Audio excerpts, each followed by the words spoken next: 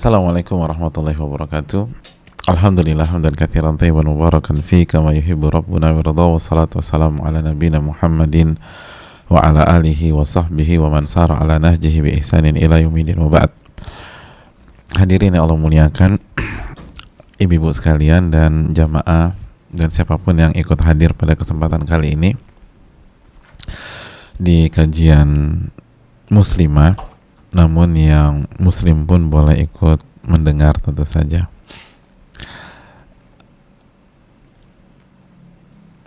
Bahkan yang bukan muslimah pun juga boleh mendengar dan boleh menyaksikan, dan semoga mendapatkan hidayah dari Allah Subhanahu wa Ta'ala.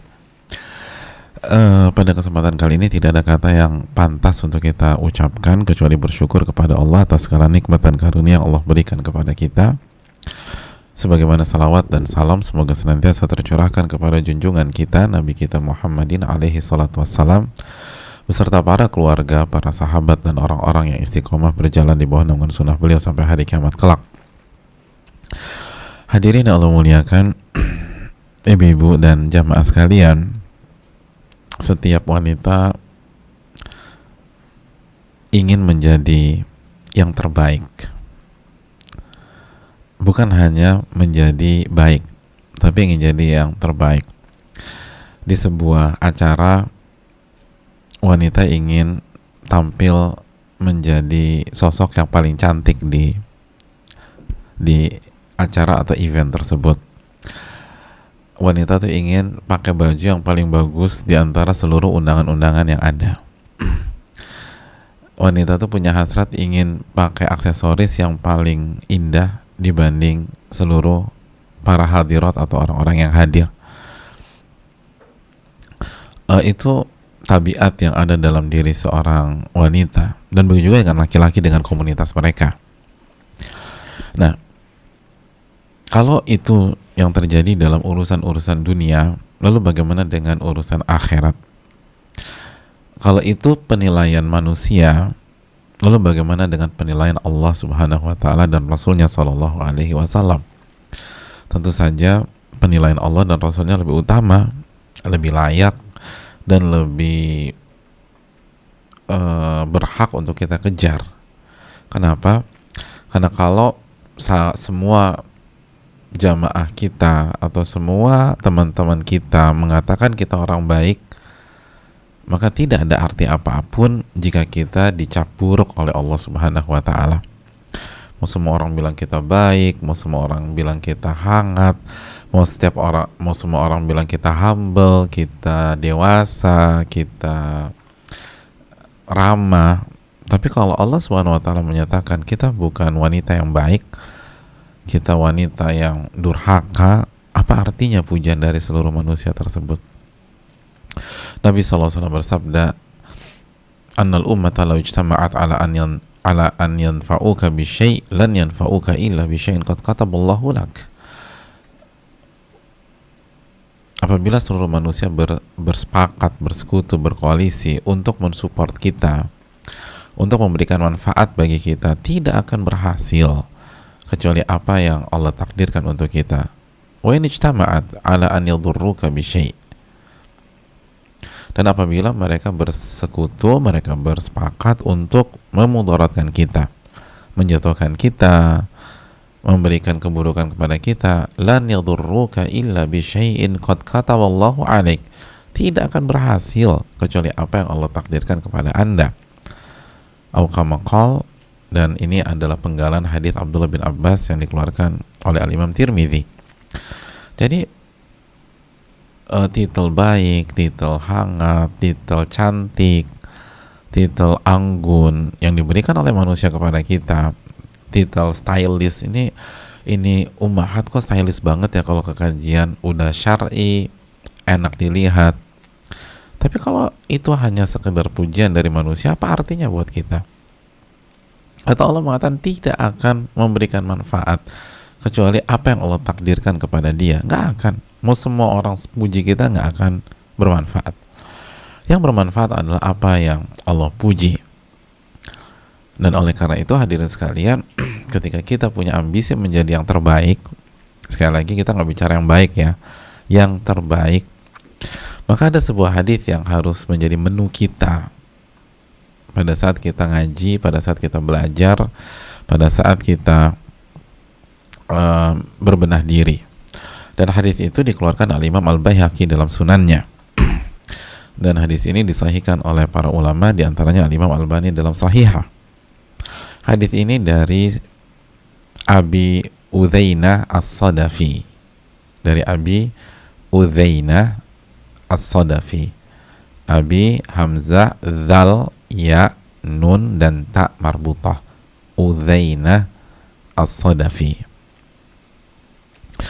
Anna Rasulullah sallallahu alaihi wasallam, bahwa Rasulullah sallallahu alaihi wasallam bersabda, khairun nisaikum al-wadud al-walud al-muwatiyatul muwasiyatu idza taqainallaha.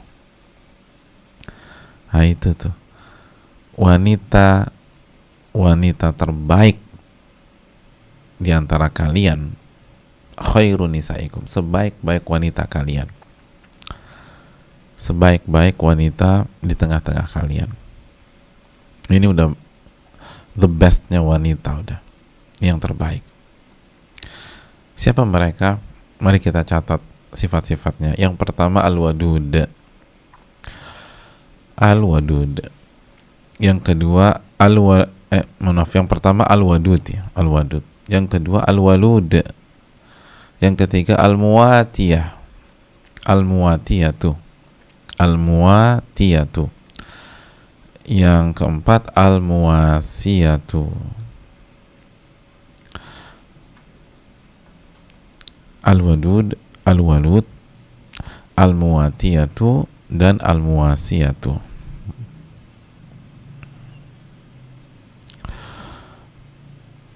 Hadirin Allah muliakan,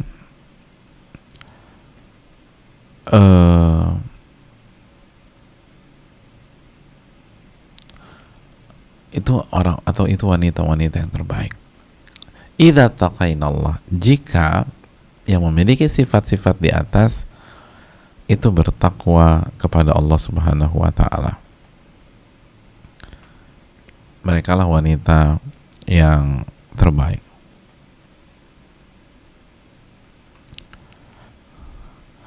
Ya. Kita berhentikan sampai penggalan di sini. Hadisnya masih ada kelanjutannya. Nanti kita lanjutkan. Kita berhenti dulu sampai di sini. Hadirin Allah muliakan.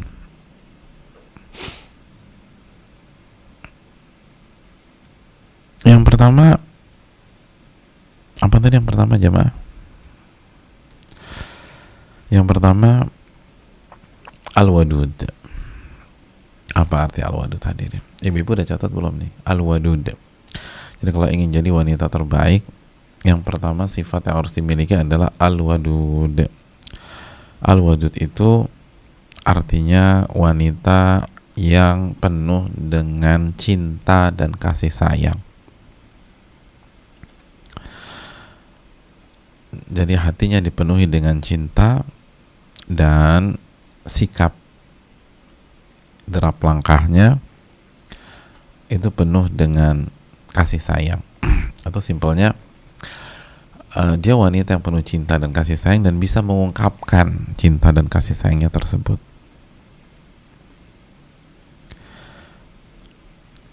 Sekali lagi catat baik-baik, ini wanita terbaik loh. Sifatnya pertama, hatinya penuh dengan cinta, penuh dengan kasih sayang, dan dia bisa mengungkapkan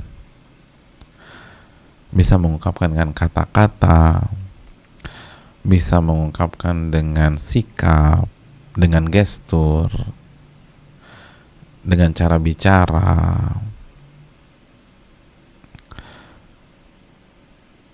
Lalu kata para ulama, wa ahaqqun nasi bidzalika zauj, dan pihak atau sosok yang paling berhak mendapatkan cintanya wanita tersebut adalah suaminya.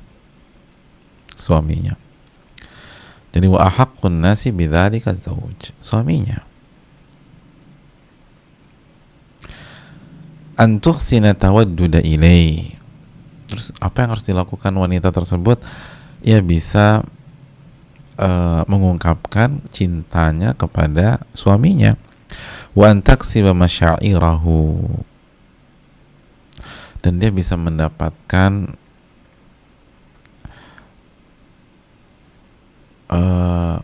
hati dari suaminya tersebut. Jadi dia bisa mendapatkan perhatian, wa atifatahu, perhatian dan kasih sayang dan cinta suaminya, bi kalimatihal latifah. Kok bisa dapat perhatian suaminya, dapat kasih sayang suaminya? Karena kalimat-kalimatnya yang lembut, kata para ulama. Wa alfadhihal adaba, dan artikulasi kata, pemilihan kalimat dan lafaz yang indah yang dia pilih. Wa husni tawaddudiha lahu fi muamalatiha lahu wa fi madhariha wa hayatiha. Lalu sikapnya kepada suaminya dalam berinteraksi dan penampilan, gestur, itu benar-benar ditujukan kepada suaminya. Diulang ya, ini bukan kata saya hanya menjelaskan ucapan dari para ulama seperti Asy-Syaikh Abdul Razak bin Abdul Muhsin Al-Abbad. Jadi kata beliau dan mereka, para ulama kita rahimahullah, yaitu wanita yang apa? Yang penuh dengan cinta kasih, penyayang banget nih wanita. Dan dia bisa mengungkapkan cintanya, kasih sayangnya kepada siapa? Kepada semuanya. Tetapi yang terpenting, yang paling berhak dapetin itu adalah suaminya. Dia bisa tunjukkan, dia bisa ungkapkan, dan bisa berikan kasih sayangnya ke suami, dan dia bisa mendapatkan rasa suaminya, kasih sayang suaminya, perhatian suaminya, cinta suaminya. Kok bisa sih suaminya perhatian sama dia, suaminya bisa tertuju pada dia? Oh, ternyata karena kalimat-kalimat yang dia pilih kalau bicara, atau kata-kata yang dia pilih ketika WA suaminya kalau sekarang ya. Jadi kalau WA suami itu benar-benar dijaga kata-katanya, yang al-latifah, yang lembut, nggak boleh nyinyir sama suami. Wa alfadhihal adzaba, dan lafat-lafat atau kata-kata yang dia pilih itu baik, indah. Dan juga bagaimana ketika dia berinteraksi dengan suaminya, ketika nyiapin kebutuhan suami gitu loh. Suaminya mau pergi kantor atau mau pergi kerja atau mau aktivitas, semua disiapkan oleh wanita tersebut atau istrinya itu. Lalu cara nyiapinnya juga enak gitu loh. Nyiapin sarapan juga oke. Pokoknya semua dia tumpahkan kepada suaminya. Dan gak lupa wa fi madhariha wa hayatiha, juga dia perlihatkan dari penampilan, madhar, penampilan, wa hayah, jadi bentuk, jadi tubuhnya dia jaga, mandi gitu loh ibu-ibu. Jangan gak mandi 3 hari di rumah, bisa aku gak kemana-mana. Ya itu kan suami ada di rumah. Terus jangan pakai daster terus. Walaupun memang favorit banget, dan kalau ibu pakai itu ibu bisa tidur nyenyak senyenyak-nyenyaknya karena udah nyaman, udah cocok di tubuh karena dari tahun 70-an. Jadi benar-benar best friend forever lah, sama BFF lah sama tuh daster. Tapi kan nggak enak dilihat sama suami gitu loh. Jadi sekali lagi ibu sekalian, penampilan tuh penting gitu. Jadi kalau mau jadi wanita terbaik tuh penampilan di rumah dijaga, makan tuh dijaga gitu loh, olahraga juga penting, olahraga tuh penting, dirawat itu tubuh gitu loh. Jadi semuanya tuh dijaga, itu wanita terbaik. lisan, sikap, penampilan. Nah, ibu-ibu bermain di 3 itu. Lisan ibu-ibu ngadepin suami, jangan ngebully suami, jangan nyindir suami, jangan nyinggung suami, cari bahasa-bahasa yang luar biasa, bahasa-bahasa indah yang menunjukkan rasa sayang kita kepada suami. Ini masih berkaitan dengan rasa sayang ya, rasa cinta ya. Jadi pilih kata-kata, kalimat-kalimat yang benar-benar suami tuh yakin bahwa kita tuh sangat mencintai dia. Lalu taksibu masyairah, kita curi perasaannya gitu loh. Kita dapatkan perasaan, perhatiannya, dan atifah. Itu tugas wanita, tugas istri maksud saya. Dan sikapnya, cara bangunin suami kalau tidur gitu loh, bangunin suami ketika qiyamul lail atau di waktu subuh, itu harus ada seninya ibu sekalian. Jadi harus lembut, jangan didorong-dorong tubuh suami, rambutnya dijambak-jambak biar dia bangun qiyamul lail. Janganlah ibu-ibu sekalian. Disiram pakai air panas, ya Allah, udah disiram air panas lagi, habisan Ustadz nggak bangun-bangun. Aku tuh sebel, daripada aku marah-marah aku siram aja gitu loh. Alhamdulillah efektif Pak Ustadz. Kok bisa? Ya kan 90 derajat Pak Ustadz, 10 menit 10 derajat lagi 100 derajat tuh air. Ya bangunlah suami, tapi habis itu sumpah serapah. Jadi hadirin yang Allah muliakan, ini yang harus dilakukan. Suami mau pergi, kaos kaki suami dicek, sepatu suami itu disemir kalau misalnya itu kulit, kalau nggak dicuci gitu loh. Jangan sekali lagi jangan sampai kaos kaki nggak diganti-ganti udah 3 minggu gitu loh. Jangan sampai sepatu nggak kinclong padahal dia punya istri, jadi dijaga gitu. Pakaian jangan sampai kusut ketika keluar, disetrikain, dipakaikan gitu. Pokoknya diservis lah suami kalau mau jadi yang terbaik. Enak kan ibu-ibu sekalian? Oh ini mah cewek banget lah. Jadi kalau ibu-ibu gagal nih keterlaluan sebenarnya. Bayangkan jadi wanita terbaik, ibu-ibu nggak harus tes TOEFL. Coba kalau ada tes TOEFL, kan repot.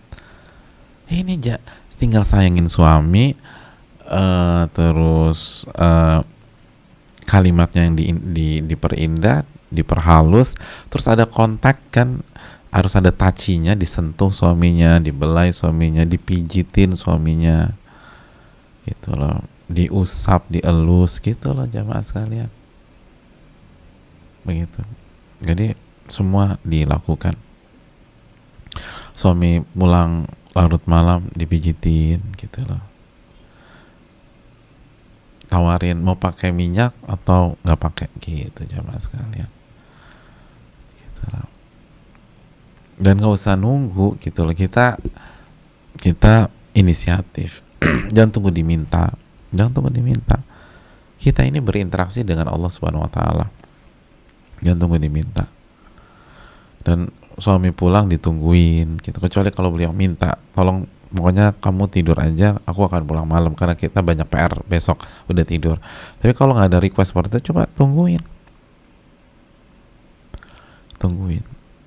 Kalau nggak bisa standby dari awal, ya udah pakai strategi tidur dulu, baru begitu beliau pulang kita sudah standby. Gitu ya. Gitu loh. WA-nya yang bagus gitu lah.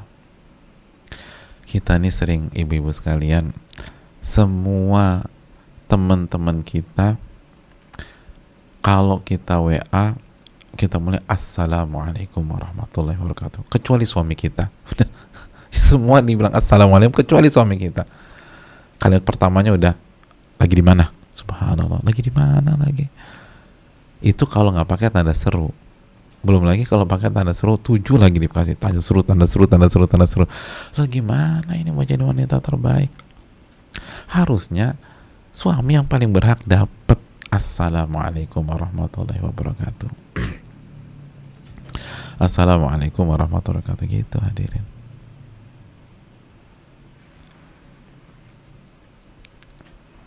Dan pertanyaan, kalau suami belum pulang larut malam, pertanyaan setelah assalamualaikum, kalimat keduanya jangan ada di mana, mau dibuatin apa ketika pulang, gitu. Itu tuh kita harus tahu. Ini sebagian istri lagi di mana, atau kok nggak pulang-pulang. Ya emang suami kita bang toyib apa? Kadang saya juga agak bingung. Jangan pakai mazhabnya bang toyib, jamaah sekalian. Jadi pasti capek deh mau request sesuatu nggak, gitu. Jadi jangan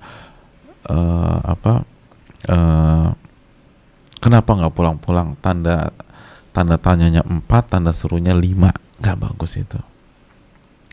Tunjukkan kasih sayang, kan. Kalau misalnya kan gini, harusnya orang yang sayang tuh kalau terpisah itu akan menimbulkan rasa apa? Rasa kangen kan, rasa rindu kan. Ya udah, ungkapkan. Kalau suami pulang malam tuh rasa kangen dan rasa rindu. Kenapa rasa marah yang keluar? Kenapa pertanyaan-pertanyaan tajam yang keluar? Enggak, rasa kangen, rasa rindu, gitulah jemaah. Ya, itu yang dilakukan nih ibu sekalian. Jadi sebaik-baik wanita itu apa? Al-wadud, yang penuh rasa cinta, penuh rasa sayang, dan dia bisa ungkapin, gitu loh. Dia bisa ungkapkan. Itu penting. Itu yang harus ditanamkan. Ada ungkapan rasa kasih sayang kita ke suami kita. Kalimat harus diatur, sikap harus bagus, dan penampilan harus menyenangkan. Itu tuh istri solehah dan istri terbaik. Penampilan harus menyenangkan. Jelas ini jamaah sekalian. Kita lanjutkan. Fatawaddudu yakunu bil kalam, wa yakunu bil hay'ah, wa yakunu bil madhar, wa yakunu bil amali, wa yakunu bil khuluq. Catat kesimpulannya nih, kita ikat nih. Jadi untuk mendapatkan gelar al-wadud, gitu ya, al-wadud, maka yang harus dimaksimalkan bagi ibu-ibu dan wanita, yang pertama kalam, cara bicara, kalimat yang dipilih harus kalimat dan kata-kata yang menunjukkan rasa cinta dan kasih sayang. Intonasi, volume suara, gitu loh, volume suara. Oke, itu yang pertama. Kalam, ucapan, kalimat, dan pembicaraan. Jangan marah-marah sama suami, jangan ngebentak, jangan suara tinggi, jangan nyindir, jangan nyinyir, dan seterusnya. Yang kedua, wa yakunu bil hay'ah,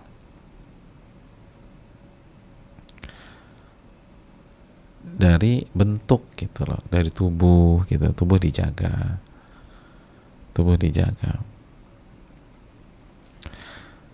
gitu jemaah sekalian. Apalagi kalau kita tahu suami kita suka dengan bagian tubuh kita yang tertentu, itu dijaga. Misalnya, suamiku tuh suka banget sama bentuk jempol kakiku loh, itu dijaga jempol kakinya, misalnya, gitu loh. Pokoknya nyenengin suami lah, itu dijaga bentuk tubuhnya. Wa yakunu bil madhar, dari penampilannya juga dijaga. Penampilan di rumah, ketika keluar rumah juga, apa yang membuat suami senang, selama tidak menyelisih syariat, lakukan itu. Pokoknya suami suka apa, lakukan. Aku nggak suka deh kamu kalau pakai di rumah tuh baju yang warna apa, warna biru gitu loh. Kenapa? Karena biru tuh terlalu ngejreng gitu loh. Jadi kamu suka yang warna apa, Beb? Aku suka orange. Wah, aku gimana sih? Biru terlalu ngejreng kamu jadi ke orange. Udah nggak usah didebat. Oh, jadi suka orange. Iya. Menurut aku orange tuh warna yang kalem. Udah nggak usah dijawab, udah pakai orange saja gitu loh. Walaupun kita nggak habis pikir, kenapa biru dongker ngejreng tapi orange itu kalem. Ya udahlah, yang penting suami bahagia, insya Allah kita diridhoi oleh Allah Subhanahu Wa Taala. Kadang-kadang kenapa sih masa orange, harusnya kalau biru hitam dong, Beb. Udah nggak usah, udah suka-suka suami deh, madhar gitu loh, madhar. Jadi penampilan harus menunjukkan rasa cinta kita kepada suami kita. Terus wa yakunu bil amal, dan juga terlihat dari amal perbuatan gitu loh, kinerjanya sebagai istri, tugas-tugasnya gitu ya, tugas kita jadi istri, nyiapin ini, nyiapin itu dan sebagainya. Wa yakunu bil khuluq, dan terlihat dari akhlak, dari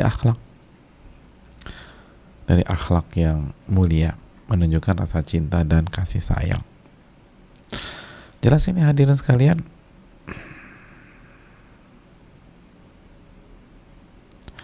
Ya, kita lanjutkan. Itu yang pertama. Ingat, bagi yang merasa, aduh kayaknya aku bisa nih masuk jadi istri yang terbaik, aku tuh kayaknya ada bakat-bakat kayak gitu, dipertahankan, diasah lebih maksimal lagi gitu lah. Kalau bagi ibu-ibu yang merasa, aduh kok semuanya nggak ada di aku ya, udah kalimat aku kasar sama suami, tajam lagi, suka ngetawain, suka nyindir, suka nyinyir, terus juga penampilan juga suka-suka aku gitu loh. Justru aku tuntut suamiku terima aku apa adanya gitu loh. Kan kamu udah bilang dulu terima aku apa adanya, ya udah terima aja lah kayak begini.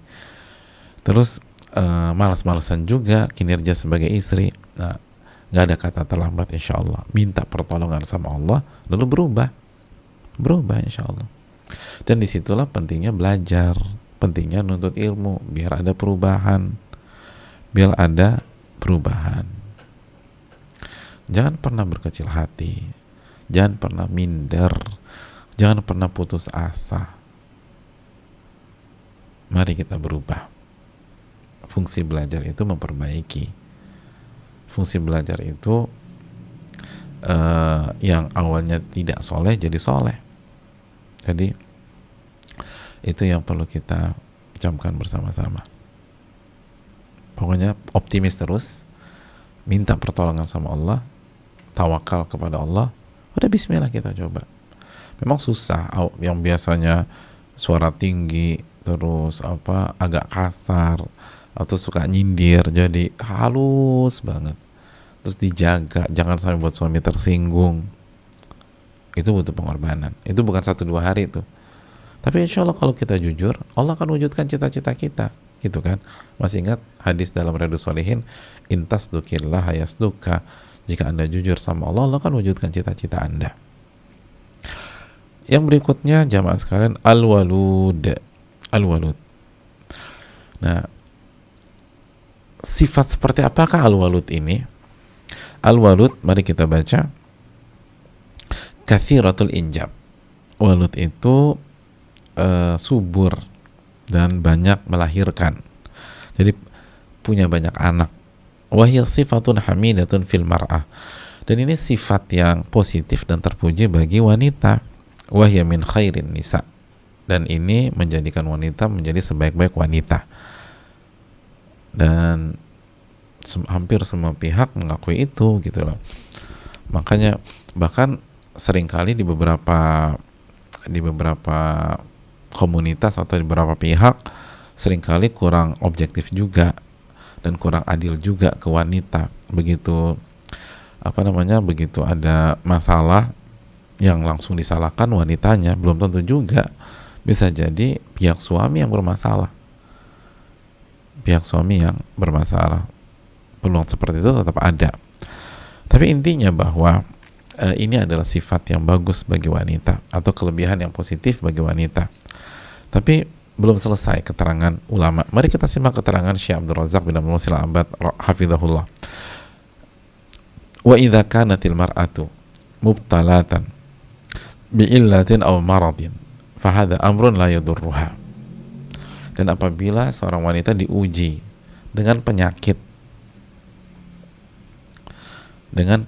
atau dengan kendala, mungkin dengan impotensi gitu loh,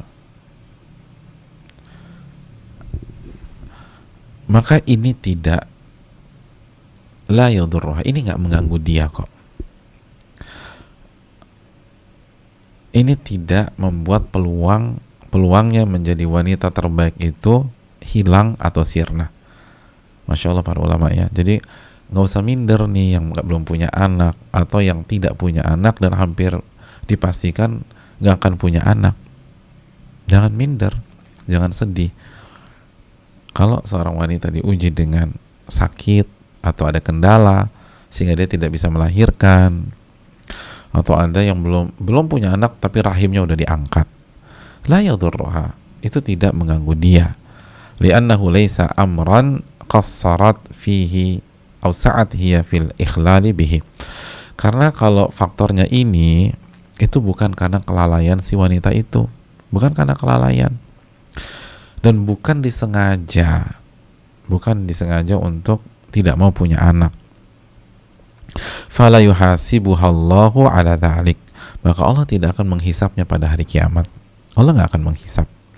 Wala yadurruha dhalik, dan tidak akan merugikan dan mengganggu dia. Wala yatanafa dhalika ma'salahiha, dan tidak menghilangkan atau mengurangi kesolehan dan kebaikan wanita itu.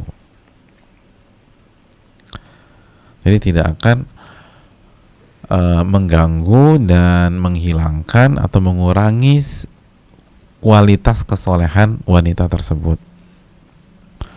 Adapun in kanat hiya waludan walakinnaha tamna'ul aulada wa taqta'ul injaba wa tas'a fi qat'ihi fahadha fihi dararun 'alaiha. Adapun apabila dia adalah wanita yang Allah berikan kesuburan, jadi dia adalah wanita yang Allah berikan kesuburan, tapi dianya yang tidak mau anak-anak, dia cegah, dia nggak mau hamil, bahkan dia putus itu kelahiran, dan dia berusaha menggugurkan atau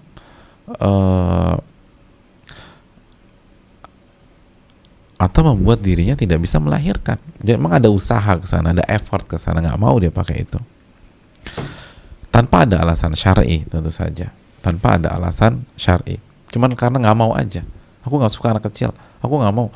Aku lebih suka hidup sendiri. Dan itu kan terjadi. Tren itu muncul di dunia. Tren itu muncul dan ada saat ini di dunia, nggak mau punya anak, khawatir ribet, hanya ngerepotin, hanya ngeganggu dan lain sebagainya. Padahal dia bisa. Dan dia berusaha untuk tidak punya anak. Fahadha fihi dararun 'alaiha, ini yang akan merusak dia. Ini yang akan membahayakan dia di dunia dan di akhirat. Waqad qala Nabi SAW, dan Nabi telah bersabda, tazawwajul wadud al-walud, menikahlah dengan wanita yang al-wadud. Masih ingat al-wadud itu apa? Tadi wanita yang penuh rasa cinta, kasih sayang, dan bisa mengungkapkannya. Wal walud, dan wanita yang banyak anak. Fa inni mukatsirun bikumul umama yaumal qiyamah, karena aku berbangga dengan banyaknya umatku pada hari kiamat. Aku berbangga dengan banyaknya umatku pada hari kiamat. Falladhi yanbaghi 'alal mar'ati an tas'a fi wujudil aulad, maka seyogyanya seorang wanita berjuang untuk memiliki anak. Wa tabdhulu sababa fi dzalik, dan berikhtiar untuk memiliki anak. Wa tas'a fi tarbiyatihim wa tansyiatihim wa riayatihim, dan berjuang untuk bisa mendidik anak dan bisa menjaga tumbuh kembangnya dan bisa merawatnya. Wa tahtasibu litakuna sababan fi an yujada fil mujtama' abna'un salihun wa du'atun muslihun, dan dia berjuang agar anaknya menjadi sebab, atau mohon maaf, dia berjuang agar dia menjadi sebab lahirnya anak-anak yang soleh di tengah-tengah masyarakat dan lahirnya dai-dai yang memperbaiki kualitas masyarakat. Jadi hendaknya para ibu itu, para wanita itu, ketika berusaha memiliki anak, dia berjuang, dia berniat, bertekad dan berjuang agar anaknya nanti menjadi anak yang soleh, dan bukan hanya jadi anak yang soleh, tetapi memperbaiki kualitas kesolehan dari masyarakat. Wa tahtasib dzalika min awwali dukhuliha fi zawaj, dan ketika dan hal itu semua dia harapkan mulai dari awal dia masuk ke pernikahannya. Awal dia masuk ke pernikahan. Taqulu bainahu wa bainallah. Dia berbicara secara private antara dia dengan Allah Subhanahu wa taala. La'allallaha yukrimuni bi abna'in min a'immatil huda aw min ulama'il muslimin wa min du'atil khairi. Semoga Allah Subhanahu wa taala memuliakan aku dengan anak-anak yang menjadi imam-imam petunjuk dan menjadi ulama-ulama kaum muslimin, atau dai-dai, ustadz-ustadz yang mengajak kepada kebenaran. Fayuktabu lahal ajrul azim ala hadhin niyati salihah, maka dia akan mendapatkan pahala yang besar dan luar biasa karena niat yang salihah tersebut, niat yang benar itu. Dan wa ma yatba'uha minal inayah wa ri'ayah, dan dia akan dapat pahala dari seluruh yang dia perjuangkan, seluruh apa yang dia lakukan untuk merawat dan mendidik anak-anak tersebut. Jadi ibu sekalian dan para akhwat, jadi dari awal itu pada saat kita menikah nih, kita udah punya niat. Niatnya apa? Kita bicara private dengan Allah, munajat kepada Allah, berkhalwat dengan Allah. Ya Allah, semoga Engkau muliakan aku dengan anak-anak yang insya Allah akan menjadi imam-imam kebaikan, imam-imam petunjuk, pemimpin-pemimpin yang mendapatkan petunjuk. Semoga anak-anakku ada yang jadi ulama gitu loh. Semoga anakku ada yang jadi dai atau jadi ustadz gitu loh. Semoga anakku ini bermanfaat. Nah itu, coba kita ingat-ingat dulu waktu kita nikah punya niat begitu nggak? Gitu. Makanya sebagian orang anaknya jadi bandar, na'udzubillah min dzalik. Anaknya mabok, na'udzubillah min dzalik. Ketika dicek nggak ada niat seperti itu ketika nikah. Udah normal aja. Kalaupun punya anak, pengennya anak yang lucu-lucu. Udah dapat lucu, tapi lucu sampai berapa tahun sih? Udah. Aku tuh dari awal tuh pengen anak yang pinter-pinter. Dapat anak yang pinter-pinter. Tapi habis sudah dewasa, ninggalin ibunya dan ninggalin keluarganya. Dapat anak pinter.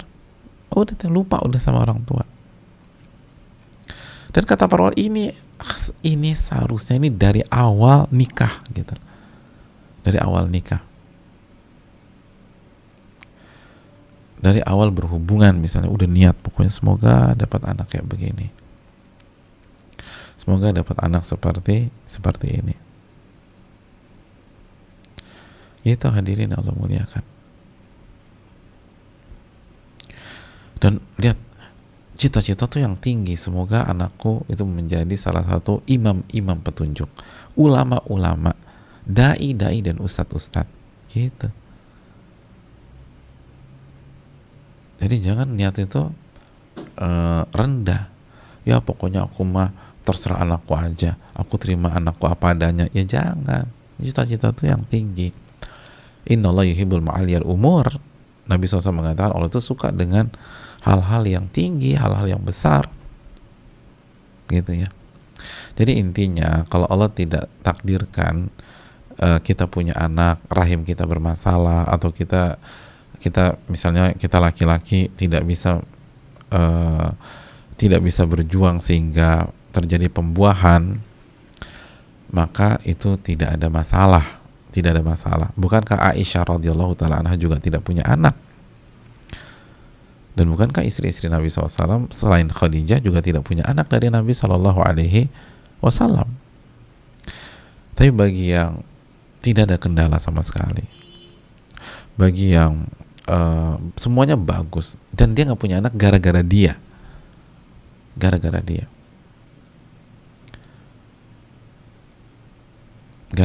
dia nggak mau. Beda kalau bukan karena kita, bisa jadi kita bagus, pasangan kita nggak bagus, atau kita bagus dan pasangan kita nggak ada masalah, pasangan kita nggak ada masalah, tapi nggak cocok aja gitu loh. Akhirnya kan ada macam-macam ya teori ya, dan saya nggak mau bicara panjang lebar karena ini bukan fak dan ekspertis saya. Tapi intinya bisa jadi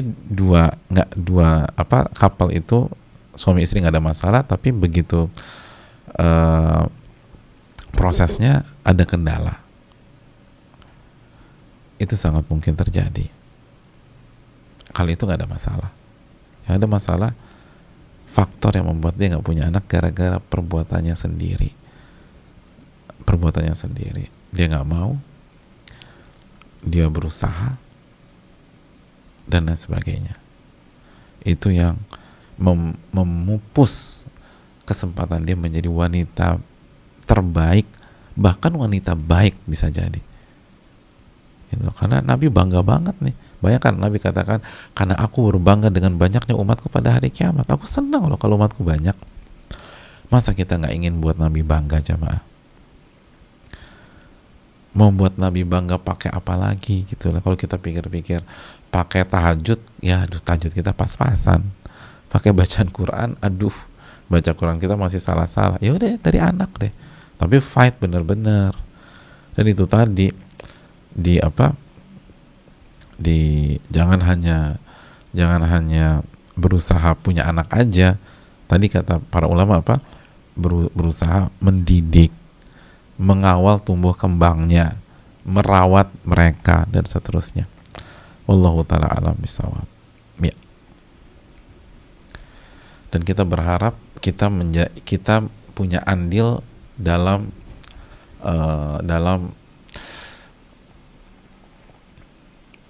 melahirkan anggota-anggota masyarakat yang soleh-soleh dan yang memperbaiki gitu. Semoga anakku ini bisa memperbaiki masyarakat gitu, jemaah sekalian. Dan itu dari awal pernikahan. Begitu, Masya Allah. Yang berikutnya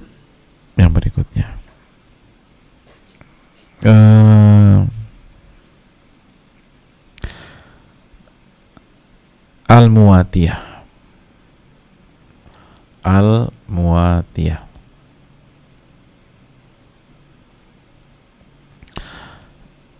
Alif lam mim waw alif ta ya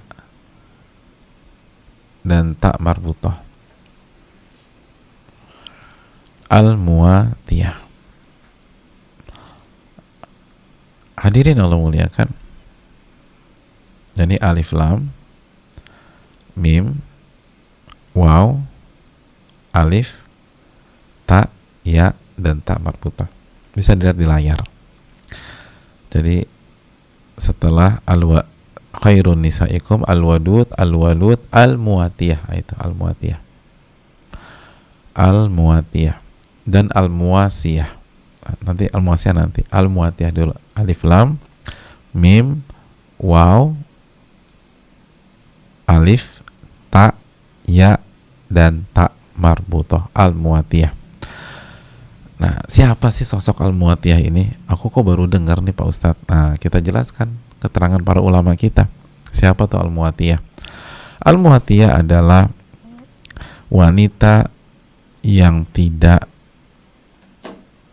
kasar, laisat faddah wala ghalidhah, gitu.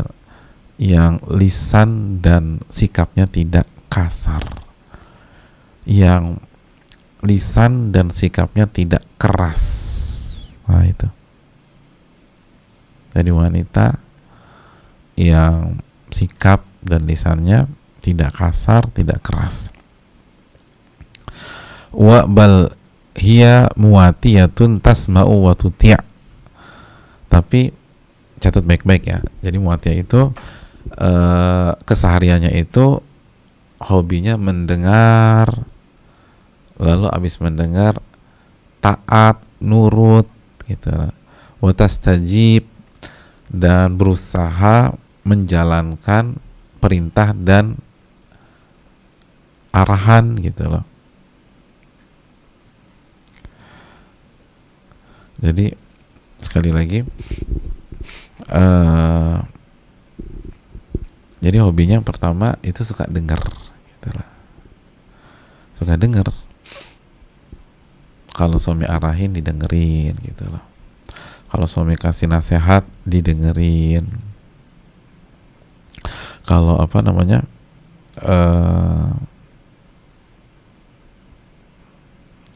suami cerita tuh didengerin, suami cerita.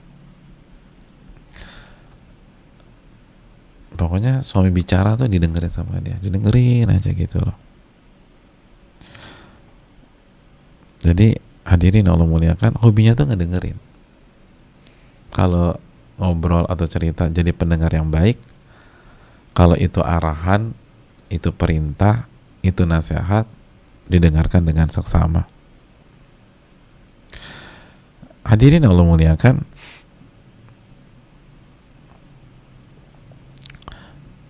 abis didengerin tuti', nurut gitu loh.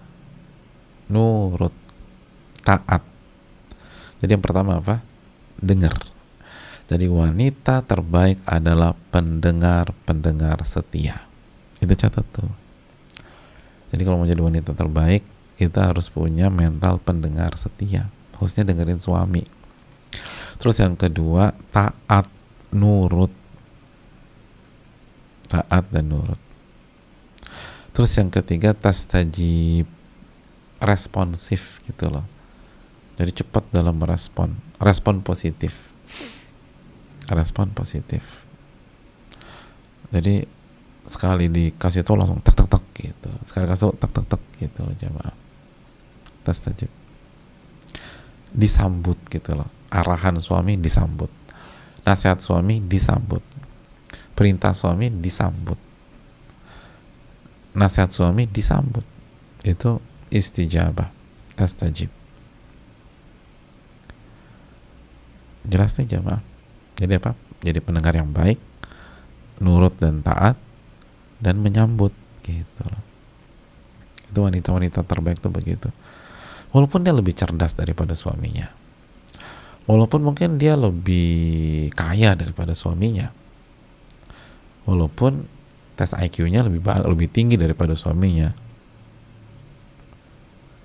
enggak, dia tetap pokoknya suami bilang dengar dia. Dan dia nggak bilang aku mah udah tahu itu dari 17 tahun yang lalu mas. Loh, lalu suaminya baru dengar kajian tentang itu kemarin gitu loh. Dia baru dengar kajian tentang itu kemarin. Tahu nggak, kemarin tuh aku dengar ustadz bla bla bla. Oh ya, aku pikir ada apa mas, aku mau udah denger di daurah remaja 17 tahun yang lalu. Ya Allah, suaminya diam aja, sedih suaminya tuh. Ngomong dijawab gitu. Kemarin aku ikut kajian ternyata gini-gini. Ya Allah mas, kamu baru tahu itu, kemana aja dari dulu gitu. Nyebelin gak sih kalau istri bilang begitu? Jadi pokoknya dijawab segala macam. Jadi pendengar setia. Oh iya ya, oh masya Allah. Dan walaupun mungkin kita udah tahu, tetap aja apa responnya tuh kayak baru tahu gitu loh, kalau suami ngomong.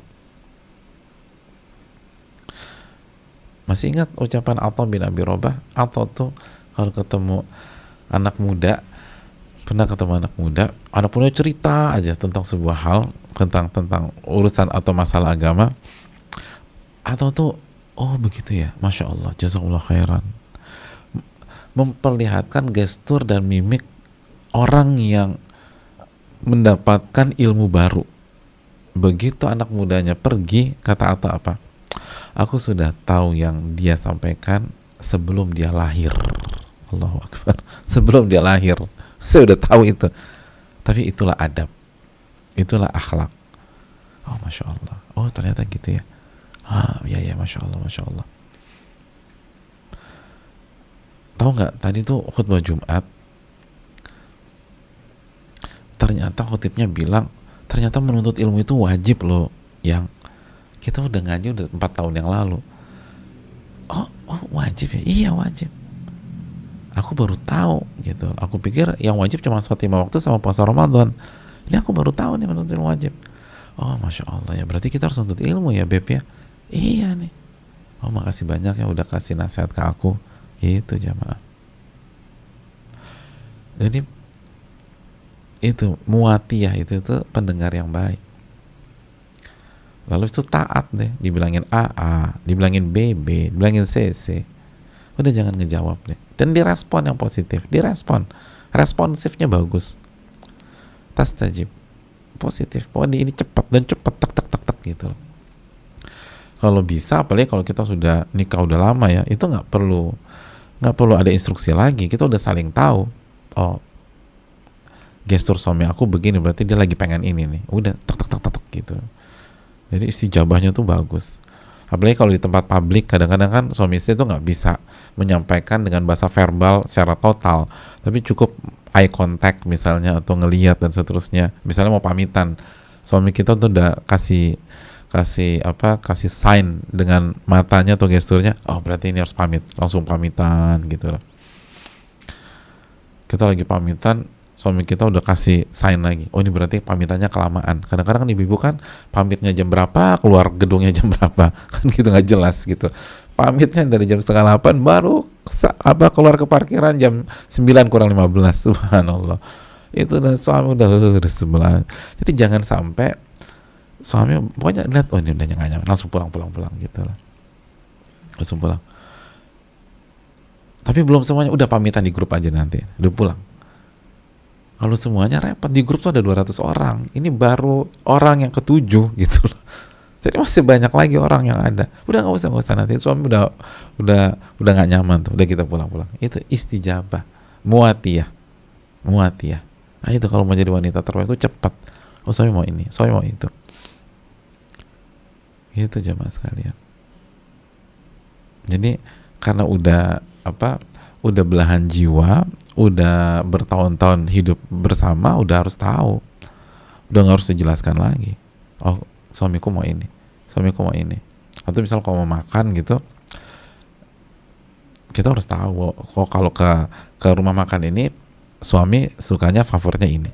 Kalau ke rumah makan yang sana gitu, kalau misalnya ke warung makan Padang, suami pesan ini. Kalau ke Warsun pesannya ini gitu loh. Kalau ke restoran Sulawesi mesennya ini, gitulah. Kalau restoran Kalimantan mesennya ini, gitu udah tahu lah. Itu harus cepat tuh, istijabah. Gak perlu ngomong aja. Aku mau pesan, udah dipesenin Beb, gitu. So tahu. Kamu pesan apa aja? Ini. Oh kok tahu sih? Iya. Loh kok tahu? Kita nih udah 41 tahun nikah gitu loh. Saya udah tahu kamu tuh maunya apa. Oh iya benar. Masya Allah. Jadi itu muatiyah. Kita lanjutkan. Wala tastankif, wala tastakbir, wala tasta'li ala zawj. Hadirin Allah muliakan. Dan muatiyah itu istri yang tipikalnya tidak suka menolak suami. La yamtani. Jadi dia nggak akan menolak permintaan suaminya kecuali haram tolak. Jadi lastankif, tidak imtina gitu lah. Pokoknya kalau suami minta ini iya, suami minta ini iya, suami minta itu iya, kecuali haram, dan dia akan bicara dengan baik-baik. Wala tastakbir, dan dia tidak menyombongkan diri, dia nggak sombong sama suaminya. Wala tasta'ni ala zawj, dan tidak merasa tinggi di hadapan suaminya. Jadi dia nggak merasa bosi, dia nggak jadi madam depan suaminya, dia nggak merasa saya yang berkuasa atau saya yang gajinya paling tinggi kalau dua-duanya sama-sama berpenghasilan. Omset saya lebih banyak daripada omset dia kalau dua-duanya berbisnis. Enggak. Wala yakunu minha nusyuz wa au ta'ali, dan tidak ada kedurhakaan dan tidak ada kesombongan. Itu poin. Jadi hobinya 3 dan alerginya 3 gitu. Kalau bahasa kita, hobinya apa? suka dengar, suka nurut, taat, dan merespon cepet gitu. Alergi apa? Dia alergi untuk menolak suami. Dia nggak akan nolak. Dan khususnya hubungan intim, jangan pernah menolak hubungan intim. Dan malaikat melaknat itu secara khusus dosa besar. Penekanan masa ini. Dan dia nggak akan nolak, nggak berani dinolak suami. Dia takut suaminya murka, lalu sholatnya nggak diangkat, dia ada kepada Allah Subhanahu Wa Taala. Sebagaimana sabda Nabi SAW bahwa sholat tidak melewati telinga seseorang, diantaranya apa? Wanita yang suaminya marah kepada dia, karena diantaranya dia tolak. Jadi muwatiyah itu anti mengatakan tidak kepada suami kecuali itu haram. Dia nggak mau, mengatakan tidak atau jangan segala macam, enggak, kecuali itu haram. Selama itu nggak haram, iya udah, iya dan iya.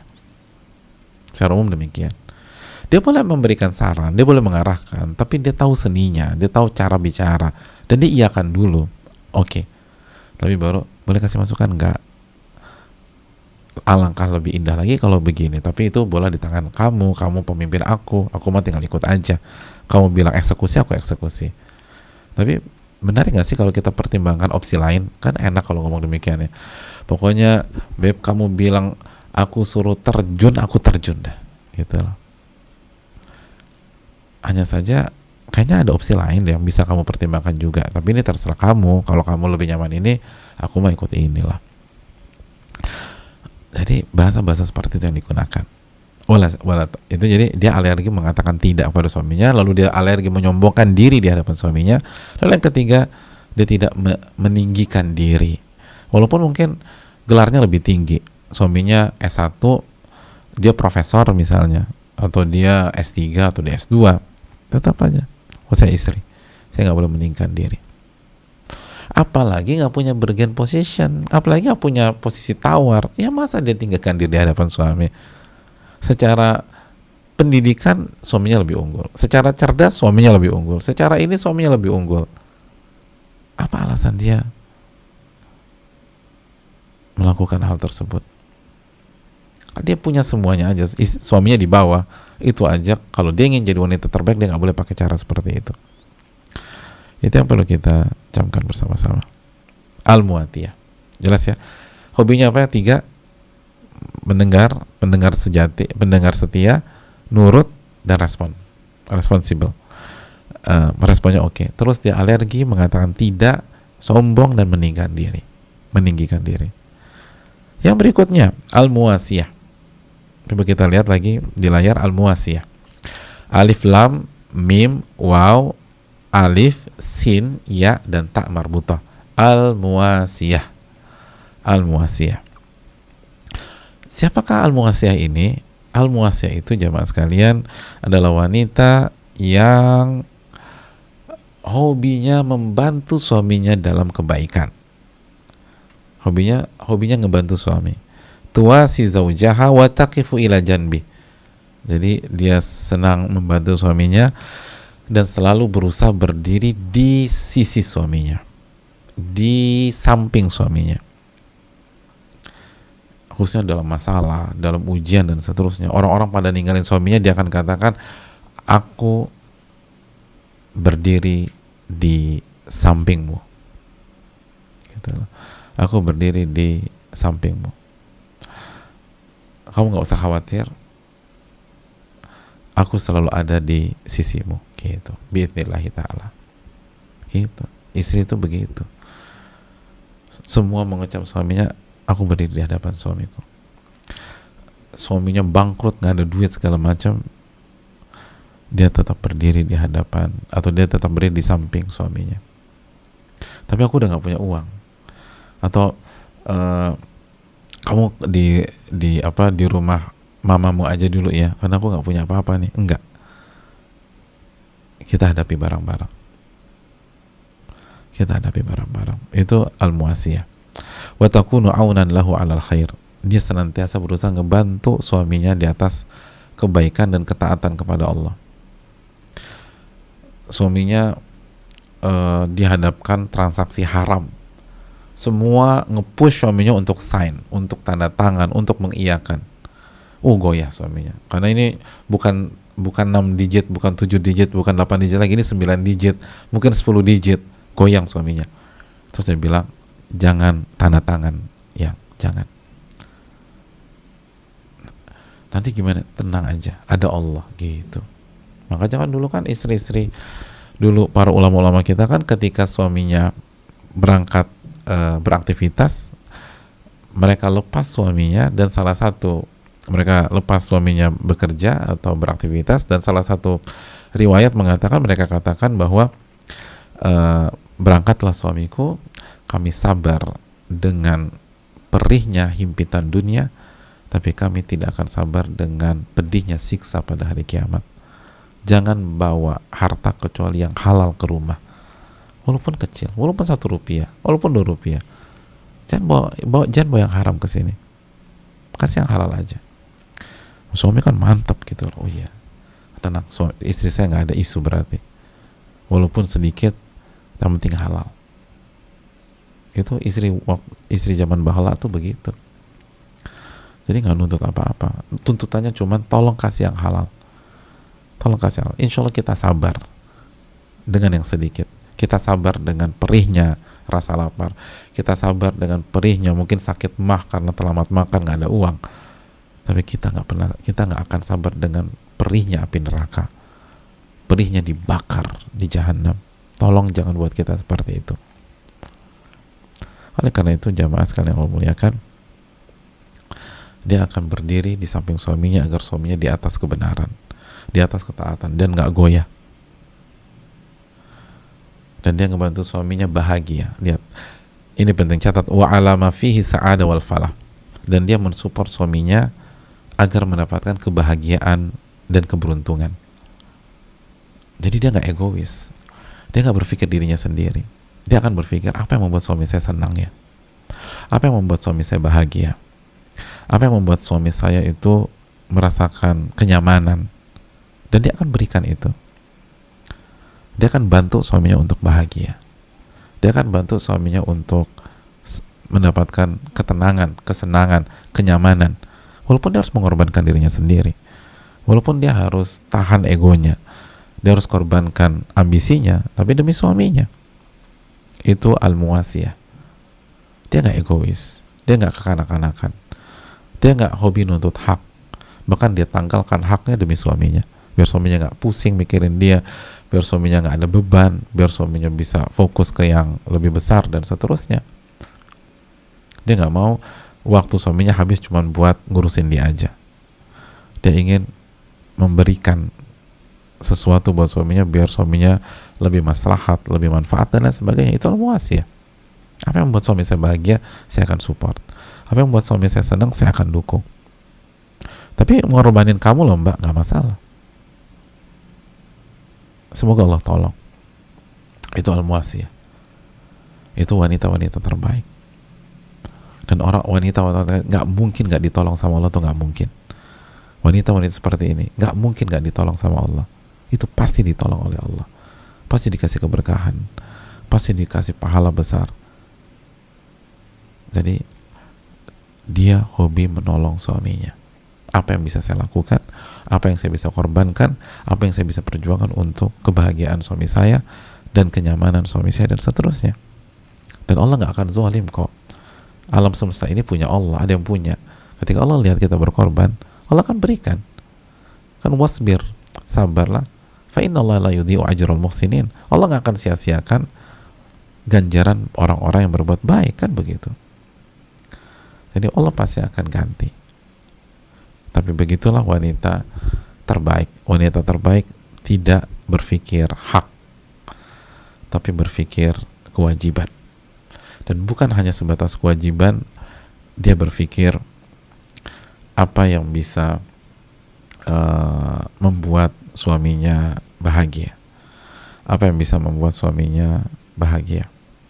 Dan dia yakin Allah pasti akan mengganti.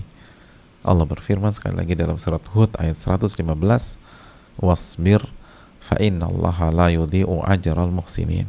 Dan bersabarlah, maka Allah tidak akan menyia-nyiakan ganjaran orang-orang yang berbuat baik. Lalu ditutup dengan sebuah penutupan yang sangat indah. Idza taqainallah, jika wanita itu bertakwa kepada Allah. Jika wanita tersebut bertakwa kepada Allah. Artinya apa? Artinya sifat-sifat di atas. Al-wadud, al-walud, al-muwatiyah, al-muwasiyah tidak akan bermanfaat, tidak akan mengangkat derajat seorang wanita jika orientasinya hanya dunia, jika orientasinya hanya cinta kepada suami sebatas cinta wanita kepada laki-laki.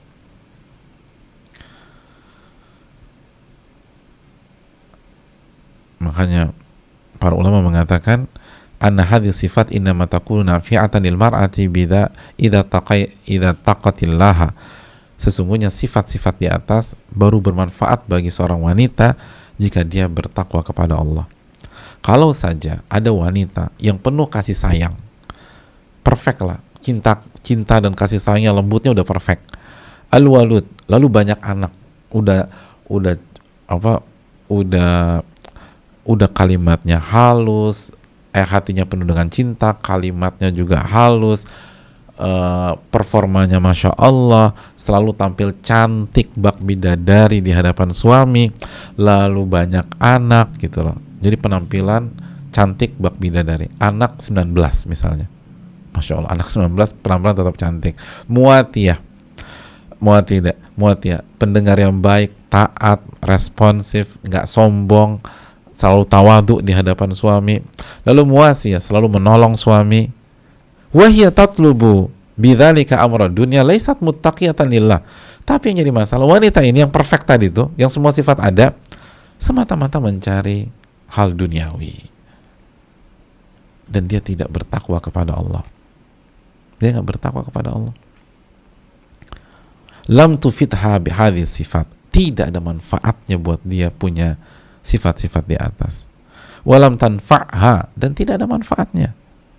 Wa innama takunu hadhihi sifat nafi'atan laha, karena sifat-sifat di atas baru bermanfaat buat dia jika dia lakukan itu, dia miliki itu, talaban li ridallah azza wa jal, dalam rangka mencari ridha Allah, dalam rangka mencari ridha Allah, wa sa'yan fi tahqiqi taqwa, dan upaya untuk meraih ketakwaan. Jadi mencari ridha Allah dan berusaha bertakwa. Nah, wanita bertakwa bukan hanya begini aja, dia akan jaga sholat, dia akan jaga tauhidnya, dan dia tidak mau melakukan kesyirikan, dia jaga busananya di luar rumah, dia jaga zikirnya, dia berusaha bertakwa kepada Allah. Jadi sifat-sifat di atas tidak ada manfaatnya jika hanya sebatas cinta wanita ke laki-laki, hanya untuk mendapatkan dunia, gak ada manfaatnya. Harus lahir dari ketakwaan, mencari ridha Allah, mencari ridha Allah subhanahu wa ta'ala, baru dia akan mendapatkan apa yang dia cita-citakan, wanita terbaik di sisi Allah subhanahu wa ta'ala. Begitu hadirin. Jadi hubungan rumah tangga itu bukan sebatas hablum minan nas. Kita itu lakukan semuanya taqarruban, mendekatkan diri kepada Allah, mencari ridha Allah, dan untuk mewujudkan ketakwaan kita. Dan ini tentang kita dengan Allah. Sekali lagi, ini tentang kita dengan Allah. Makanya wanita terbaik itu nggak peduli direspon positif atau negatif oleh suaminya. Dia udah lakukan semuanya, tapi suaminya tetap dingin, tetap kaku, tetap nggak romantis, tetap aja dia main di level tersebut. Karena sekali lagi ini tentang dia dengan Allah. Tujuannya adalah mencari ridho Allah, bukan mencari ridho suami semata. Betul, dia mencari ridho suami karena Allah ridho kepada dia jika suaminya ridho kepada dia. Unzuri aina anti minhu, lihatlah bagaimana suamimu menyikapimu, atau lihatlah suamimu dalam menilaimu, karena suamimu surga atau nerakamu. Tapi hanya sebatas cinta wanita ke laki-laki, tidak.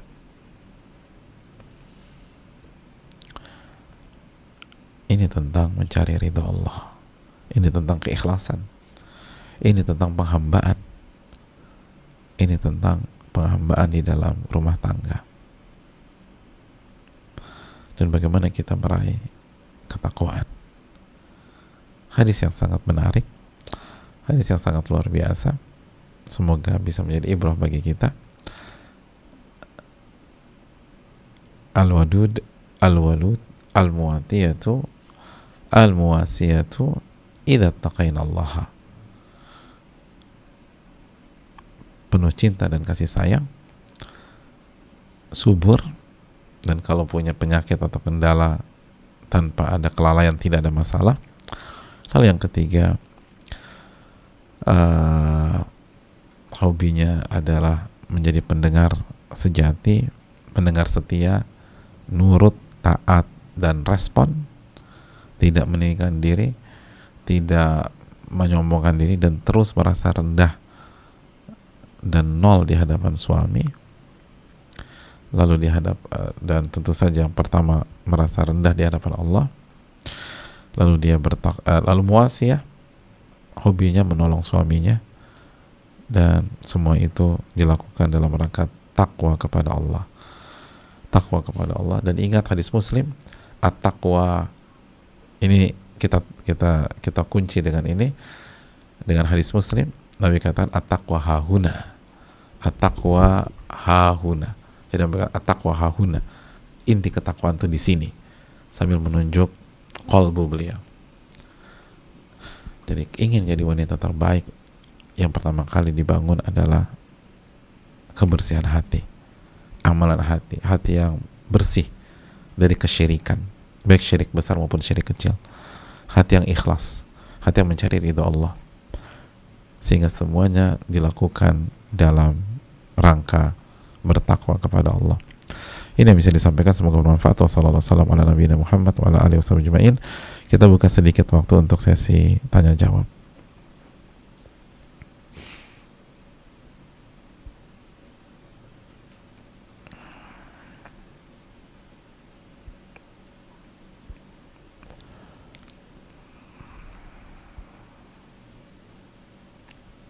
Assalamualaikum. Waalaikumsalam. Afwan, Ana ada pertanyaan. Apakah boleh Ana masih sering ingat kesalahan suami Ana setahun yang lalu? Suami pernah mencoba selingkuh. Ana masih sakit kalau mengingatnya, karena kalau pada saat itu Ana tidak marah, suami malah mau meneruskan hubungan yang serius dengan wanita itu.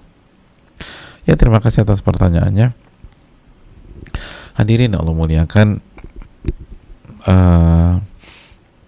tujuan kita itu, atau perintah Allah kepada kita, bukan mengingat kesalahan orang. Perintah Allah kepada kita adalah memperbanyak zikrullah, mengingat Allah, bukan mengingat kesalahan orang, bukan mengingat kesalahan suami, bukan mengingat kesalahan istri, bukan mengingat kesalahan pasangan, tapi mengingat keindahan nama-nama dan sifat-sifat Allah dan kita. Alladzina yadhkuruna Allaha qiyaman wa qu'udan wa ala junubihim. Itu orang-orang yang senantiasa mengingat Allah dalam kondisi berdiri, dalam kondisi duduk, dan dalam kondisi berbaring. Jadi nggak ada perintah mengingat kesalahan pasangan. Akhirnya karena kita mengingat kesalahan pasangan, kita jadi sakit hati.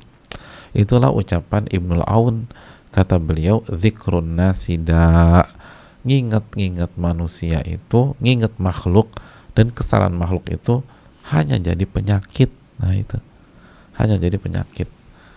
Jadi kalau kita pengen penyakit ya udah banyak-banyak ingat aja deh.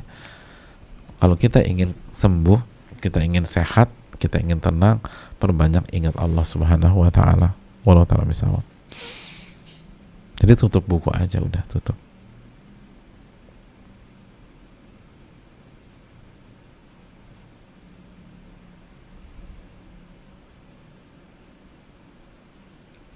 Assalamualaikum warahmatullahi wabarakatuh. Mau bertanya untuk kajian nanti siang. Nanti siang. Berarti ini pertanyaan dari pagi dong ya. Luar biasa nih. Nanti siang.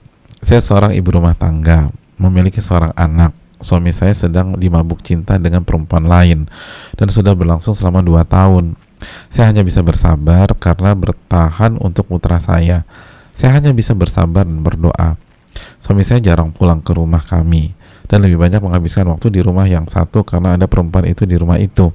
Apa yang sebaiknya saya lakukan selanjutnya Pak Ustadz? Karena banyak juga rumor yang mengatakan mereka sudah nikah siri. Terima kasih atas pertanyaannya. Yang pertama, hadirin Allah muliakan, bahwa hadapi ini dengan istighfar kepada Rabbul Alamin.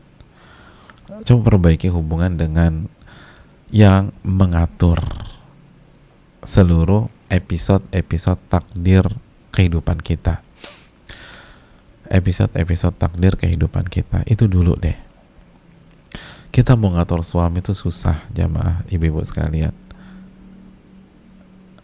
Banyak kendalanya.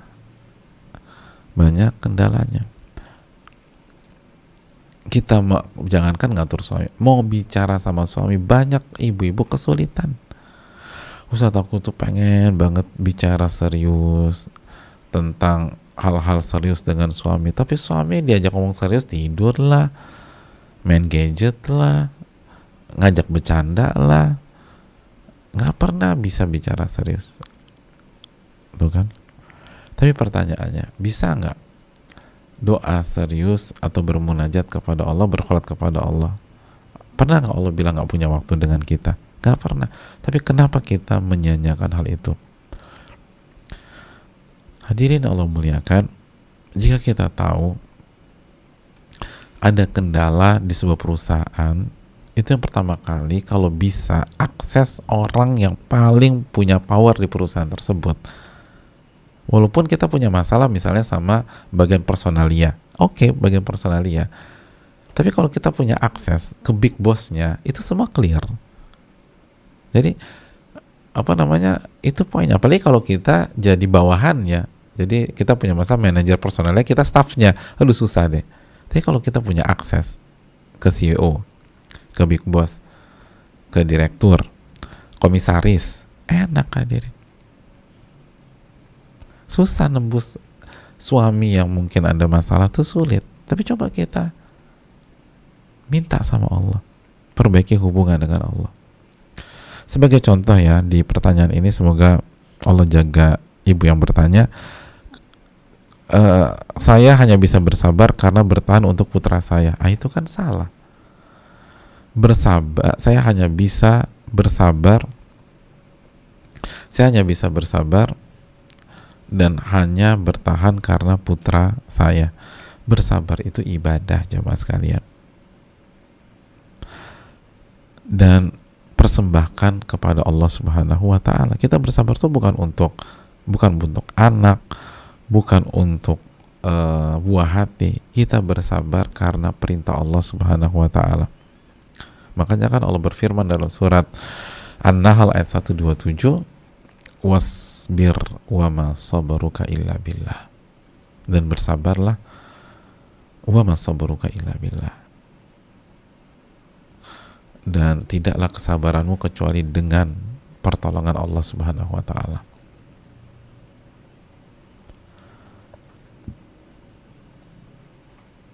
Jadi sabar itu dengan pertolongan Allah dan mencari ridha Allah. Ini bukan tentang anak, ini tentang perintah Allah Subhanahu wa ta'ala. Oleh karena itu hadirin Allah muliakan, jangan bersabar untuk makhluk, bersabarlah mencari ridha Allah Jalla wa'ala. Jadi perbaiki hubungan kita dengan Allah.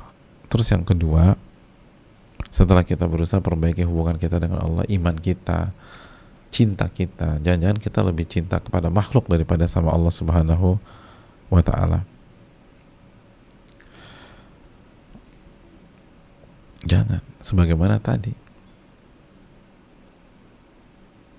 yang tadi kita katakan, sabar itu dengan pertolongan Allah dipersembahkan kepada Allah. Dalam surat apa tadi? An-Nahl ayat 127. Ya, 127. Berikutnya jemaah sekalian, setelah kita perbaiki hubungan dengan Allah, baru coba kita bangun komunikasi dengan suami. Bangun komunikasi dengan suami dan bicara baik-baik. Dan apa saran Allah Subhanahu wa ta'ala kepada istri kalau ingin berdiskusi dengan suami yang berpotensi zalim sama dia? Tanggalkan hak kita untuk sementara waktu. Mengalah dulu. Sebagaimana yang Allah firmankan dalam surat An-Nisa ayat 128. Wa ini mura'atun khafat min ba'liha nusyuzan aw i'rada fala junaha 'alaihima an yusliha bainahuma sulha wa sulhu khair. Dan bagi wanita yang khawatir suaminya itu zalim atau berpaling dari dia, maka tidak ada masalah jika mereka duduk bersama-sama berbicara dan si istri itu untuk sementara waktu melepas haknya sampai kondisi benar-benar kondusif. Kok enak banget sih Ustadz, dia yang zalim, kita yang suruh ngalah. Loh, dalam kehidupan itu yang disuruh ngalah itu yang dewasa atau yang kekanak-kanakan? Ibu-ibu punya anak, yang paling tua sama yang paling kecil berantem, nah harus ada yang ngalah. Ibu-ibu suruh ngalah yang mana? Yang paling tua atau yang paling bungsu, yang paling kecil? Kaidahnya kita minta yang paling tua ngalah. Kenapa? Karena yang lebih matang, yang lebih dewasa. Nah, Allah minta istri ngalah untuk sementara waktu. Berarti ini merendahkan wanita atau mengangkat derajat wanita? Mengangkat derajat wanita. Itu tadi. Jadi itu yang perlu kita camkan. Coba bicara baik-baik dan rubah diri kita. Bisa jadi ada faktor kita kurang dalam melaksanakan tugas-tugas kita. Evaluasi diri, perbaiki. Ingat sabda Nabi SAW, tu'addunal haqqal ladzi 'alaikum wa tas'aluna Allah ladzi lakum. Kalian tunaikan kewajiban kalian kepada orang tersebut dan kalian minta hak kalian kepada Allah Subhanahu wa ta'ala. Wallahu ta'ala bisawab. Kita lanjutkan.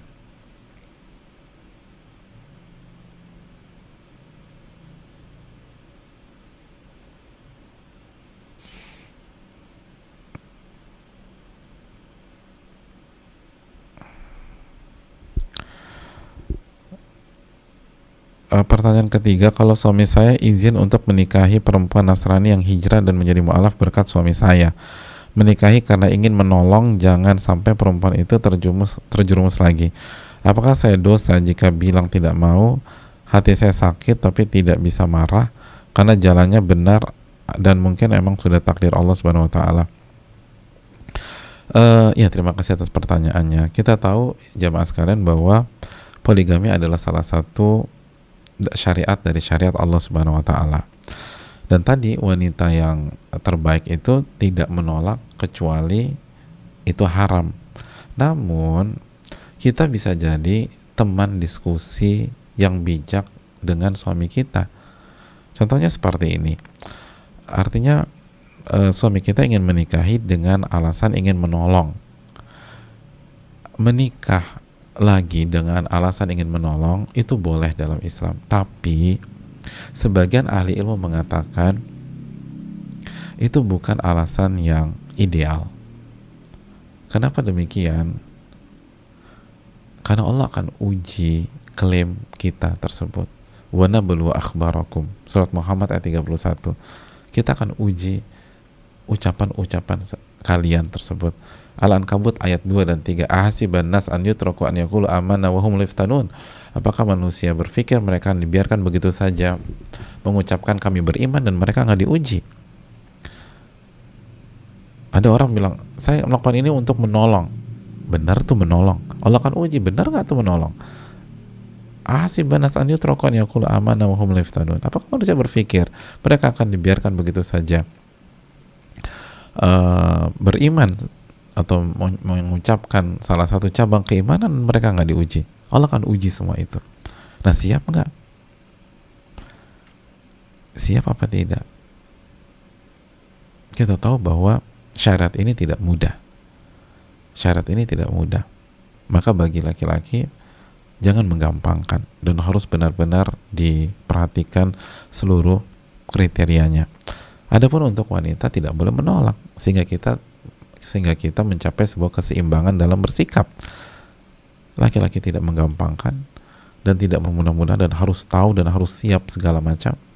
Adapun wanita tidak boleh menolak. Dan ini yang perlu didudukan jalan tengahnya. Apakah benar sudah siap? Apakah semua perangkat sudah dimiliki? Apakah kita bisa memimpin dua bahtera? Apakah benar-benar kita menolong? Siap nggak kalau Allah uji kita? Dan seterusnya. Jadi ini yang perlu dipertimbangkan, dan jujurkah kita sama Allah Subhanahu wa taala? Intas dukillah yastuka, jika Anda jujur Allah akan wujudkan cita-cita Anda. Jadi ini yang perlu dilakukan oleh istri untuk mengingatkan suaminya jika dia mengetahui hal tersebut. Semua senjata sudah siap atau belum? Semua persiapan sudah matang atau belum? Karena kalau belum matang lalu melangkah ke arah sana, itu bisa menjadi kuburan dalam rumah tangga kita. Nasallahu alaihi wasallam.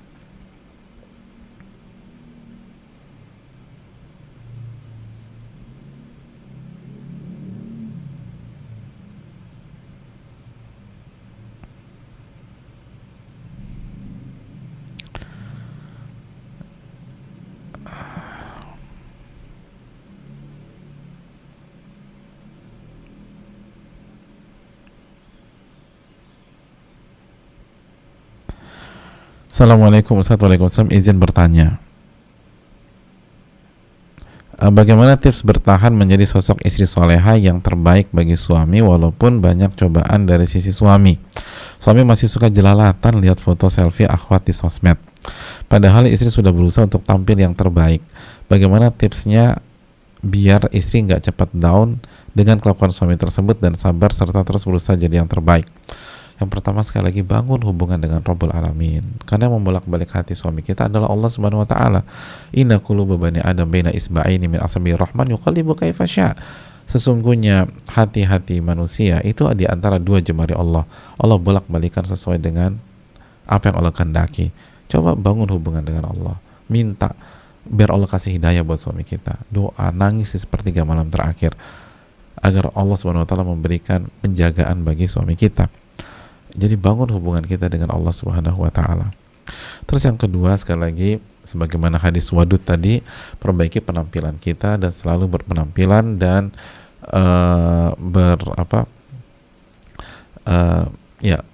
menjaga tubuh dan penampilan terbaik buat suami kita. Terus yang berikutnya, suami kita kalau bisa ngaji juga gitu loh. Kalau sudah ngaji, berarti yang harus dikuatkan adalah pengamalannya. Karena kondisi begini nggak bisa kecuali dengan muraqabatullah, merasa diawasi oleh Allah Subhanahu wa taala. Tauhidnya harus kuat, kalau nggak sulit sekali, apalagi media seperti sekarang ini. Jadi banyak doa.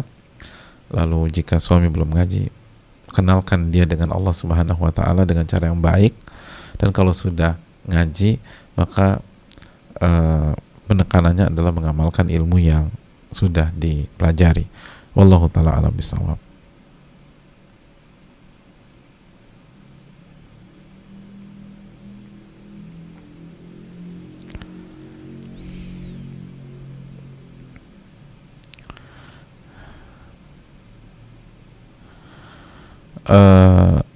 Assalamualaikum warahmatullahi wabarakatuh. Waalaikumsalam warahmatullahi wabarakatuh. Semoga Ustadz, keluarga, para tim selalu diberkahi dan dirahmati oleh Allah Subhanahu wa taala. Amin ya rabbal alamin. Afan, Ustadz ingin bertanya, saya seorang akhwat yang sedang di perantauan. Alhamdulillah Allah kehendaki atas diri saya untuk mengenal ajaran sunnah dan belajar ilmu agama lebih dalam. Qadarullah tahun ini belum pulang kampung karena pandemi. Dan ibu saya berkali-kali menanyakan kepulangan saya. Saya sedih Ustadz, di sini ada dua kesedihan dan kekhawatiran. Sudah pasti ingin bertemu orang tua. Yang kedua, Ustadz, lingkungan saya masih awam karena jauh, bahkan bisa dibilang asing dengan ajaran sunnah karena masih sangat kental dengan adat istiadat yang bertentangan dengan syariat. Saya baru berhijrah, lalu langkah bagaimana harus saya tempuh Ustadz? Saya khawatir dengan kadar keimanan saya. Syukron Ustadzuna jazakallahu khairan. Ya, terima kasih jazakallahu. Jika kembali ke pertanyaan, kendalanya adalah pandemi, maka sekarang kan tidak dilarang ya untuk melakukan safar di kondisi pandemi sekarang, asal protokolernya saja dilakukan. Protokolernya itu dipenuhi gitu loh. Karena hukum asalnya kalau perintah orang tua itu wajib untuk kita tunaikan. Orang tua minta kita pulang, hukum asalnya wajib kita pulang. Nah, tinggal ada nggak penghalangnya, dan ketika tidak ada larangan, artinya sudah dibuka sekarang. Mungkin kendalanya adalah orang tua kita sudah tua atau sudah uzur, maka lakukan protokoler COVID aja gitu loh. Tes dulu sebelum berangkat gitu loh. Dan kalau perlu misalnya swab yang bisa, kalau nggak salah ada swab mandiri ya kalau nggak salah sekarang, dan bisa langsung hasilnya pada saat itu juga. Artinya kan semakin hari semakin canggih tesnya. Yaudah, walaupun agak mahal, pilih yang itu. Misalnya kalau kita punya rezeki, biar di sana begitu sampai kita bisa tes lagi. Jadi di sini tes, di sana tes. Misalnya tes di sini aman, berangkatlah. Kalau misalnya kita harus dengan umum, sampai sana tes lagi. Setahu saya sudah ada yang bisa sendiri dan hasilnya pada saat itu juga.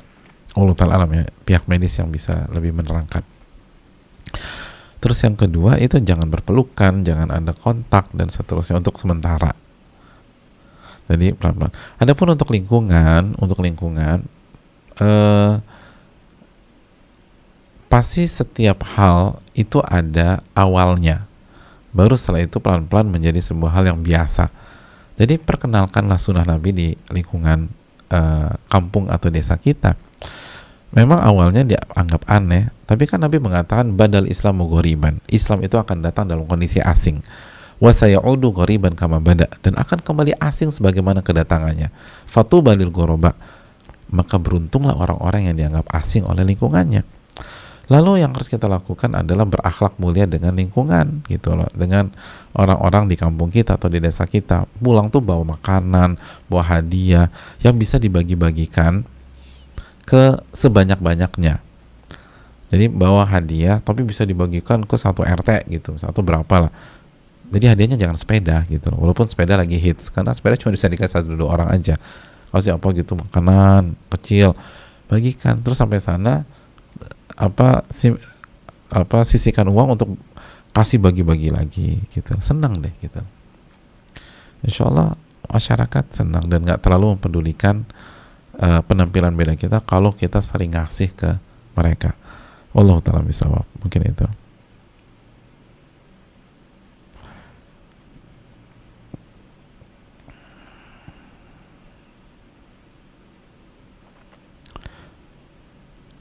Iya. Saya rasa cukup sampai di sini. Sudah jam 2.20. Terima kasih banyak atas atensi dan perhatian jemaah sekalian. Semoga bermanfaat, dan yang sedikit ini dan penuh kekurangan ini semoga bermanfaat bagi kita semua, khususnya bagi ibu-ibu, bagi wanita, atau apabila ada laki-laki, ada ikhwan, ada bapak-bapak yang menyaksikan, bisa bermanfaat buat istri mereka atau anak-anak perempuan mereka, dan untuk seluruh kaum muslimat. Semoga kita bisa jadi wanita yang terbaik dan memperbaiki kinerja kita dan performa kita sebagai wanita dan istri, dan semoga Allah menerima amal ibadah kita, memberikan kita ilmu yang bermanfaat dan bisa mengamalkan apa yang disampaikan dan apa yang dipelajari pada kesempatan kali ini. Subhanakallahumma wa bihamdika asyhadu an la ilaha illa anta astaghfiruka wa atubu ilaik. Assalamualaikum warahmatullahi wabarakatuh.